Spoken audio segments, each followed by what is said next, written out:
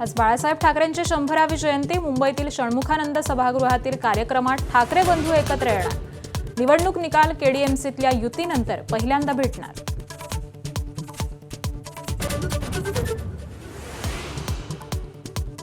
अकोल्यात भाजपला सत्तेपासून दूर ठेवण्यासाठी प्रकाश आंबेडकरांनी बांधली सर्वपक्षीयांची मूठ. अपक्ष उमेदवाराला घेत काँग्रेस, वंचित, एमआयएम दोन्ही राष्ट्रवादी एकत्र करत बहुमताचा आकडा गाठला. एमआयएम सोबत युती केली नाही. अमरावतीच्या अचलपूरमधील भाजप आणि एमआयएमच्या युतीवर खुद्द नगराध्यक्षा रुपाली मथनेंचं स्पष्टीकरण. पालकमंत्री बावनकुळेंना लिहिलं पत्र.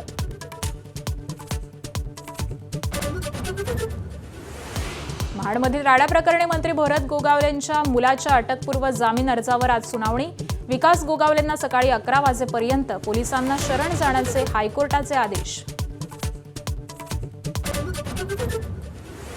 बदलापुरात शाळेच्या व्हॅनमध्ये 4 वर्षांच्या विद्यार्थिनीचं लैंगिक शोषण करून मारहाण.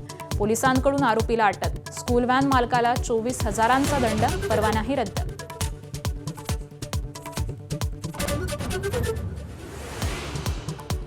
जम्मू काश्मीरमधील डोडा इथं लष्कराचं वाहन 200 फूट दरीत कोसळलं. 10 जवानांचा मृत्यू तर 10 जखमी. अनेकांची प्रकृती गंभीर. पंतप्रधान मोदींकडून शोक व्यक्त. भारत विरुद्ध न्यूझीलंड यांच्यात आज दुसरा T20 सामना. रायपूरच्या मैदानावर दोन्ही संघ भिडणार.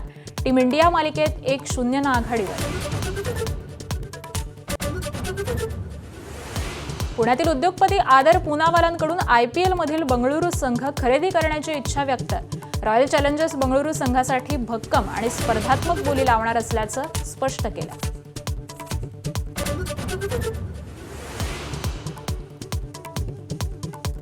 अनंत अंबानींसाठी बनवलं 14 कोटींचं वनतारा एडिशन घड्याळ. रत्नजडित घड्याळात वनतारातील प्राणी आणि खुद्द अनंत अंबानींची झलक.